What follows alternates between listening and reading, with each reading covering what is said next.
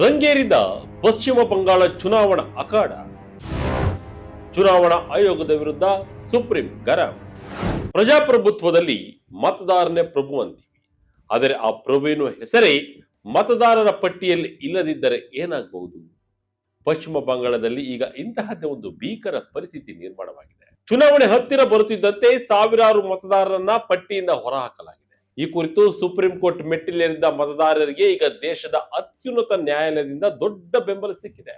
ಭಾರತದ ಮುಖ್ಯ ನ್ಯಾಯಮೂರ್ತಿ ಸೂರ್ಯಕಾಂತ್ ಮತ್ತು ನ್ಯಾಯಮೂರ್ತಿ ಜಾಯ್ಮಾಲ್ಯ ಬಾಕ್ಷಿರವರ ಪೀಠ ನೀಡಿರುವ ಹೇಳಿಕೆ ಈಗ ಇಡೀ ದೇಶದ ರಾಜಕೀಯದಲ್ಲಿ ಸಂಚಲನವನ್ನ ಮೂಡಿಸಿದೆ.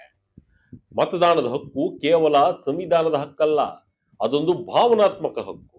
ನಾವು ಚುನಾವಣೆಯ ಧೂಳು ಮತ್ತು ಅಬ್ಬರದಲ್ಲಿ ಕುರುಡರಾಗಬಾರದು ಎಂದು ಸುಪ್ರೀಂ ಕೋರ್ಟ್ ಚುನಾವಣಾ ಆಯೋಗಕ್ಕೆ ಚಾಟಿ ಬೀಸಿದೆ. ಹಾಗಾದ್ರೆ ಪಶ್ಚಿಮ ಬಂಗಾಳದ ಮತದಾರರ ಪಟ್ಟಿಯಲ್ಲಿ ನಡೆದ ಆ ಮ್ಯಾಜಿಕ್ ಏನು? ಅಧಿಕಾರಿಗಳು ಮಾಡಿದ ತಪ್ಪೇನು? ಪಶ್ಚಿಮ ಬಂಗಾಳದಲ್ಲಿ ಈಗ ಏನಾಗ್ತಿದೆ? ಡೀಟೇಲ್ ಆಗಿ ನೋಡೋಣ ಬನ್ನಿ. ಪಶ್ಚಿಮ ಬಂಗಾಳದಲ್ಲಿ ಏನಿದ್ದು SIR ವಿವಾದ. ಸಾವಿರಾರು ಮತದಾರರ ಹೆಸರು ಡಿಲೇ. ಪಶ್ಚಿಮ ಬಂಗಾಳದಲ್ಲಿ ಚುನಾವಣಾ ಆಯೋಗವು ಸ್ಪೆಷಲ್ ಇಂಟೆನ್ಸಿವ್ ರಿವಿಷನ್ ಅಥವಾ SIR ಎಂಬ ಪ್ರಕ್ರಿಯೆಯ ಮೂಲಕ ಮತದಾರರ ಪಟ್ಟಿಯನ್ನ ಪರಿಷ್ಕರಣೆ ಮಾಡಿದೆ. ಈ ವೇಳೆ ಸಾವಿರಾರು ಜನರ ಹೆಸರನ್ನ ಪಟ್ಟಿಯಿಂದ ತೆಗೆದುಹಾಕಲಾಗಿದೆ. ಹೆಸರನ್ನ ಕೈಬಿಟ್ಟಿದ್ದರ ವಿರುದ್ಧ ಅನೇಕ ಮತದಾರರು ಮೇಲ್ಮನವಿ ಪ್ರಾಧಿಕಾರಗಳ ಮುಂದೆ ಅರ್ಜಿ ಸಲ್ಲಿಸಿದ್ದಾರೆ. ಆದರೆ ಈ ಅರ್ಜಿಗಳು ಇನ್ನೂ ಬಾಕಿ ಇರುವಾಗಲೇ ಚುನಾವಣಾ ಆಯೋಗವು ಏಪ್ರಿಲ್ 9ಕ್ಕೆ ಮತದಾರರ ಪಟ್ಟಿಯನ್ನ ಫ್ರೀಸ್ ಮಾಡಿದೆ. ಅಂದರೆ ಇನ್ನು ಪಟ್ಟಿಯಲ್ಲಿ ಯಾವುದೇ ಬದಲಾವಣೆ ಮಾಡಲು ಸಾಧ್ಯವಿಲ್ಲ ಎಂಬುದು ಆಯೋಗದ ವಾದ. ಇದರಿಂದಾಗಿ ಅರ್ಜಿ ಸಲ್ಲಿಸಿ ನ್ಯಾಯಕ್ಕಾಗಿ ಕಾಯ್ತಿರುವ ಮತದಾರರು ಈ ಬಾರಿಯ ಚುನಾವಣೆಯಲ್ಲಿ ಮತ ಹಾಕಲು ಸಾಧ್ಯವಾಗದ ಪರಿಸ್ಥಿತಿ ನಿರ್ಮಾಣವಾಗಿದೆ. ಇದನ್ನೇ ಪ್ರಶ್ನಿಸಿ ಮತದಾರರು ಸುಪ್ರೀಂ ಕೋರ್ಟ್ ಮೊರೆ ಹೋಗಿದ್ದಾರೆ. ಬಿಹಾರಕ್ಕೂ ಬಂಗಾಳಕ್ಕೂ ಯಾಕೆ ತಾರತಮ್ಯ? ಚುನಾವಣಾ ಆಯೋಗಕ್ಕೆ ಸುಪ್ರೀಂ ಕೋರ್ಟ್ ಪ್ರಶ್ನೆ. ಪಶ್ಚಿಮ ಬಂಗಾಳದ ಮತದಾರರ ಪಟ್ಟಿ ಪರಿಷ್ಕರಣೆ ವಿಚಾರದಲ್ಲಿ ಸುಪ್ರೀಂ ಕೋರ್ಟ್ ಚುನಾವಣಾ ಆಯೋಗದ ದ್ವಂದ್ವ ನೀತಿಯನ್ನ ತೀವ್ರವಾಗಿ ಪ್ರಶ್ನಿಸಿದೆ. ಈ ಹಿಂದೆ ಬಿಹಾರದಲ್ಲಿ ಇಂತಹದ್ದೇ ಪ್ರಕ್ರಿಯೆ ನಡೆದಾಗ 2002ರ ಪಟ್ಟಿಯಲ್ಲಿದ್ದ ಮತದಾರರು ಯಾವುದೇ ಹೊಸ ದಾಖಲೆಗಳನ್ನು ನೀಡುವ ಅಗತ್ಯವಿಲ್ಲ ಎಂದು ಆಯೋಗ ಸ್ಪಷ್ಟಪಡಿಸಿತ್ತು.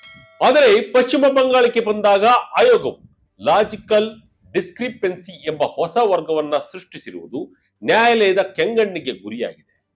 ವಿಚಾರಣೆ ವೇಳೆ ನ್ಯಾಯಮೂರ್ತಿ ಬಾಕ್ಷಿರವರು ಬಿಹಾರಕ್ಕೆ ಒಂದು ನಿಯಮ, ಬಂಗಾಳಕ್ಕೆ ಒಂದು ನಿಯಮ ಯಾಕೆ ಎಂದು ಆಯೋಗವನ್ನು ತರಾಟೆಗೆ ತೆಗೆದುಕೊಂಡರು. ದಶಕಗಳಿಂದ ಮತದಾನ ಮಾಡುತ್ತಿರುವ ಹಳೆಯ ಮತದಾರರಿಗೂ ಈಗ ಹೊಸದಾಗಿ ದಾಖಲೆಗಳನ್ನು ಕೇಳುತ್ತಿರುವುದು ಯಾಕೆ ಎಂಬುದು ಕೋರ್ಟ್ನ ಮುಖ್ಯ ಪ್ರಶ್ನೆಯಾಗಿದೆ. ಈ ವಿಭಿನ್ನ ಮಾನದಂಡಗಳು ಜನರಲ್ಲಿ ಗೊಂದಲ ಮೂಡಿಸಿವೆ. ಇದು ನಿರ್ದಿಷ್ಟ ಮತದಾರನ ಗುರಿಯಾಗಿಸಿಕೊಂಡು ಉದ್ದೇಶಪೂರ್ವಕವಾಗಿ ನಡೆಯುತ್ತಿರುವ ಪ್ರಕ್ರಿಯೆ ಎಂಬ ಗಂಭೀರ ಸಂಶಯವನ್ನ ವ್ಯಕ್ತಪಡಿಸಿದ ನ್ಯಾಯಾಲಯ ಆಯೋಗದ ನಡೆಯು ಪಾರದರ್ಶಕತೆಯ ಬಗ್ಗೆ ಪ್ರಶ್ನೆಗಳನ್ನು ಹುಟ್ಟುಹಾಕಿದೆ ಎಂದು ಅಭಿಪ್ರಾಯಪಟ್ಟಿದೆ. ಈ ಬೆಳವಣಿಗೆಯು ಚುನಾವಣಾ ಪ್ರಕ್ರಿಯೆಯಲ್ಲಿ ಆಯೋಗದ ನಿಷ್ಪಕ್ಷಪಾತದ ಬಗ್ಗೆ ದೊಡ್ಡ ಚರ್ಚೆಯನ್ನ ಆರಂಭಿಸಿದೆ. ಮಾನವ ಸಹಜ ತಪ್ಪು ಮತ್ತು 30% ಜನರ ಭವಿಷ್ಯ. ಅಧಿಕಾರಿಗಳ ಒತ್ತಡದ ಕೆಲಸಕ್ಕೆ ಕೋರ್ಟ್ ಕಿಡಿ. ನ್ಯಾಯಮೂರ್ತಿ ಬಾಕ್ಷಿರವರು ಇಲ್ಲಿ ಒಂದು ಪ್ರಾಯೋಗಿಕ ವಿಷಯವನ್ನ ಪ್ರಸ್ತಾಪಿಸಿದ್ದಾರೆ. ಚುನಾವಣಾ ಪಟ್ಟಿಯ ಪರಿಷ್ಕರಣೆ ಮಾಡುವಾಗ ನ್ಯಾಯಾಂಗ ಅಧಿಕಾರಿಗಳು ದಿನಕ್ಕೆ ಸಾವಿರಾರು ದಾಖಲೆಗಳನ್ನ ನೋಡಬೇಕಾಗುತ್ತೆ. ಒಬ್ಬ ಅಧಿಕಾರಿ ದಿನಕ್ಕೆ 1000 ದಾಖಲೆಗಳನ್ನ ಪರಿಶೀಲಿಸುವಾಗ 70% ನಿಖರತೆ ಇದ್ದರೆ ಅದನ್ನ ಅತ್ಯುತ್ತಮ ಎಂದು ಕರೆಯಲಾಗುತ್ತೆ.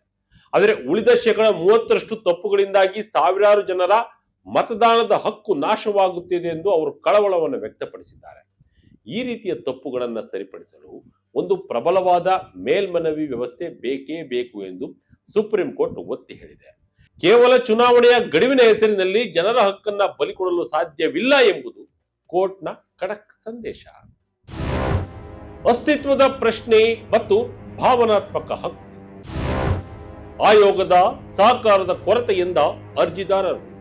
ಮುಖ್ಯ ನ್ಯಾಯಮೂರ್ತಿ ಸೂರ್ಯಕಾಂತ್ ರವರು ಮತದಾನದ ಹಕ್ಕಿನ ಬಗ್ಗೆ ಆಡಿರುವ ಮಾತುಗಳು ಪ್ರತಿಯೊಬ್ಬ ಭಾರತೀಯನು ಕೇಳಿಸಿಕೊಳ್ಳಬೇಕಾದದ್ದು.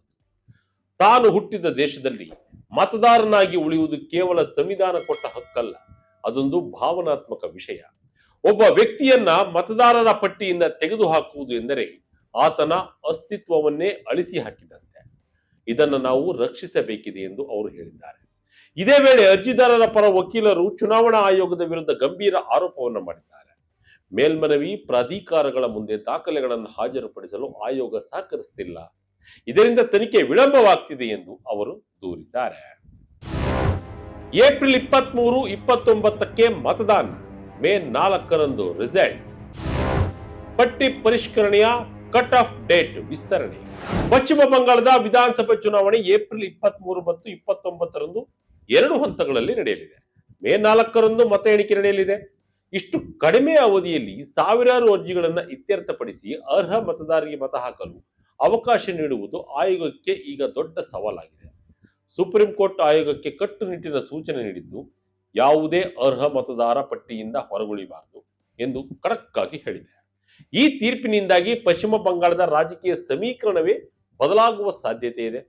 ಯಾಕೆಂದ್ರೆ ಕೈ ಬಿಡಲಾದ ಮತದಾರರಲ್ಲಿ ಹೆಚ್ಚಿನವರು ಒಂದು ನಿರ್ದಿಷ್ಟ ಸಮುದಾಯಕ್ಕೆ ಸೇರಿದವರು ಎಂಬ ರಾಜಕೀಯ ಆರೋಪಗಳು ಕೂಡ ಕೇಳಿ ಬರ್ತಿವೆ. ಹೀಗಾಗಿ ಇದು ಮುಂದೆ ಯಾವ ಹಂತಕ್ಕೆ ಹೋಗುತ್ತೆ ಎಂಬುದು ಕೂಡ ಕುತೂಹಲವನ್ನ ಮೂಡಿಸಿದೆ. ಪಶ್ಚಿಮ ಬಂಗಾಳದಲ್ಲಿ 91 ಲಕ್ಷ ಮತದಾರರು ಡಿಲೇ.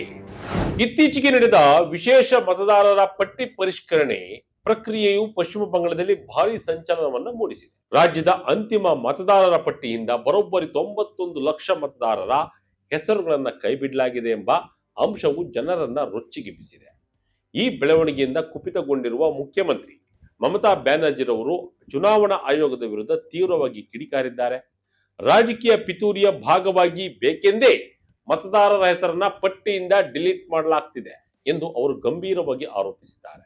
ಪಶ್ಚಿಮ ಬಂಗಾಳದ ಜೊತೆಗೆ ಉತ್ತರ ಪ್ರದೇಶ, ತಮಿಳುನಾಡು, ರಾಜಸ್ಥಾನ, ಛತ್ತೀಸ್ಗಢ, ಕೇರಳ, ಗುಜರಾತ್, ಮಧ್ಯಪ್ರದೇಶ, ಗೋವಾ ಹಾಗೂ ಕೇಂದ್ರಾಡಳಿತ ಪ್ರದೇಶಗಳಾದ ಪುದುಚೇರಿ, ಅಂಡಮಾನ್ ಮತ್ತು ನಿಕೋಬಾರ್ ಹಾಗೂ ಲಕ್ಷದ್ವೀಪಗಳಲ್ಲಿಯೂ ಈ ಪರಿಷ್ಕರಣಾ ಪ್ರಕ್ರಿಯೆ ಪೂರ್ಣಗೊಂಡಿದೆ. ಈ ಎಲ್ಲಾ ರಾಜ್ಯಗಳಲ್ಲಿ ಅಂತಿಮ ಮತದಾರರ ಪಟ್ಟಿ ಸಿದ್ಧವಾಗಿದ್ದರೂ ಪಶ್ಚಿಮ ಬಂಗಾಳದಲ್ಲಿನ ಬೃಹತ್ ಪ್ರಮಾಣದ ಹೆಸರುಗಳ ಕಡಿತವು ಈಗ ರಾಜ್ಯ ಮಟ್ಟದಲ್ಲಿ ಚರ್ಚೆಗೆ ಗ್ರಾಸವಾಗಿದೆ. ಇದು ಚುನಾವಣೆಯ ಮೇಲೆ ದೊಡ್ಡ ಮಟ್ಟದ ಪ್ರಭಾವ ಬೀರುವ ಸಾಧ್ಯತೆ ಇದೆ ಎಂದು ಹೇಳಲಾಗ್ತಿದೆ. 6 ಕೋಟಿಗೂ ಹೆಚ್ಚು ಮತದಾರರು ಡಿಲೇ. 9 ರಾಜ್ಯ, 3 ಕೇಂದ್ರಾಡಳಿತ ಪ್ರದೇಶದಲ್ಲಿ ಎಸ್ಐಆರ್. ಹೌದು, ಚುನಾವಣಾ ಆಯೋಗ ಎಸ್ಐಆರ್ ಅಥವಾ ಮತದಾರರ ಪಟ್ಟಿಯ ವಿಶೇಷ ಪರಿಷ್ಕರಣೆಯನ್ನ ಮುಗಿಸಿದೆ. 2ನೇ ಹಂತದ ಎಸ್ಐಆರ್ ನ ಫೈನಲ್ ರಿಪೋರ್ಟ್ ಕೂಡ ಬಿಡುಗಡೆಯಾಗಿದೆ. 9 ರಾಜ್ಯಗಳು ಹಾಗೂ 3 ಕೇಂದ್ರಾಡಳಿತ ಪ್ರದೇಶಗಳಲ್ಲಿ ಎಸ್ಐಆರ್ ಪ್ರಕ್ರಿಯೆ ನಡೆದಿದ್ದು, ಬರೋಬ್ಬರಿ 6 ಕೋಟಿ 8 ಲಕ್ಷ ಮತದಾರರ ಹೆಸರುಗಳನ್ನ ವೋಟರ್ ಲಿಸ್ಟ್ ನಿಂದ ಕಿತ್ತು ಹಾಕಲಾಗಿದೆ. 2ನೇ ಹಂತದ ಎಸ್ಐಆರ್ ಪ್ರಕ್ರಿಯೆ ಶುರುವಾಗುವ ಮುನ್ನ ಈ 12 ರಾಜ್ಯ ಮತ್ತು ಕೇಂದ್ರಾಡಳಿತ ಪ್ರದೇಶಗಳಲ್ಲಿ ಒಟ್ಟು 51 ಕೋಟಿ ಮತದಾರರಿದ್ದರು. ಆದರೆ ವೆರಿಫಿಕೇಶನ್ ಮುಗಿದ ಬಳಿಕ ಫೈನಲ್ ಲಿಸ್ಟ್ ನಲ್ಲಿ ಮತದಾರರ ಸಂಖ್ಯೆ 44.92 ಕೋಟಿಗೆ ಇಳಿಕೆಯಾಗಿದೆ.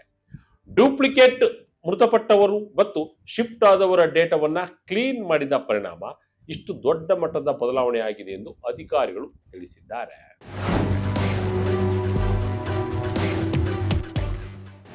ಸುಪ್ರೀಂ ಕೋರ್ಟ್ನ ಈ ನಿಲುವು ದೇಶದ ಪ್ರತಿಯೊಬ್ಬ ಮತದಾರನಿಗೂ ಒಂದು ಭರವಸೆ ನೀಡಿದೆ. ಚುನಾವಣೆಗಳು ಬರುತ್ತವೆ, ಹೋಗುತ್ತವೆ, ಆದರೆ ಸಂವಿಧಾನ ನೀಡಿದ ಮೂಲಭೂತ ಹಕ್ಕುಗಳು ಶಾಶ್ವತವಾಗಿರಬೇಕು. ಪಶ್ಚಿಮ ಬಂಗಾಳದ ಈ ಎಸ್ಐಆರ್ ಪ್ರಕ್ರಿಯೆಯಲ್ಲಿನ ಲೋಪದೋಷಗಳು ಬಯಲಾದರೆ ಅದು ಇಡೀ ಚುನಾವಣಾ ವ್ಯವಸ್ಥೆಯ ಮೇಲೆಯೇ ಪ್ರಶ್ನೆಗಳನ್ನ ಎತ್ತಲಿದೆ. ಆಯೋಗವು ಈಗ ತನ್ನ ಪಾರದರ್ಶಕತೆಯನ್ನು ಸಾಬೀತುಪಡಿಸಬೇಕಾದ ಅನಿವಾರ್ಯತೆ ಇದೆ. ಲಾಜಿಕಲ್ ಡಿಸ್ಕರೆನ್ಸಿ ಹೆಸರಿನಲ್ಲಿ ಜನರ ಹೆಸರನ್ನ ಡಿಲೀಟ್ ಮಾಡುವುದು ಎಷ್ಟು ಸರಿ? ಅಧಿಕಾರಿಗಳ ಒತ್ತಡದ ಕೆಲಸದಿಂದಾಗುವ ತಪ್ಪುಗಳಿಗೆ ಮತದಾರ ಯಾಕೆ ಶಿಕ್ಷೆಯನ್ನ ಅನುಭವಿಸಬೇಕು ಎಂಬ ಪ್ರಶ್ನೆಗಳಿಗೆ ಆಯೋಗ ಈಗ ಉತ್ತರ ನೀಡಬೇಕಿದೆ. ಸುಪ್ರೀಂ ಕೋರ್ಟ್ನ ಈ ಅದ್ಭುತ ನಿಲುವಿನ ಬಗ್ಗೆ ನಿಮಗೇನು ಅನ್ಸುತ್ತೆ? ಕಮೆಂಟ್ ಮೂಲಕ ನಮಗೆ ತಿಳಿಸಿ. ಇದಾಗಿತ್ತು ಈ ಕ್ಷಣದ ಇಂಟ್ರೆಸ್ಟಿಂಗ್ ಸ್ಟೋರಿ. ಇದೇ ರೀತಿಯ ಸ್ಟೋರಿಗಾಗಿ Vijaya Kanaka website, YouTube page, Facebook page follow ಮಾಡ್ತಾ ಇರಿ. ಧನ್ಯವಾದಗಳು.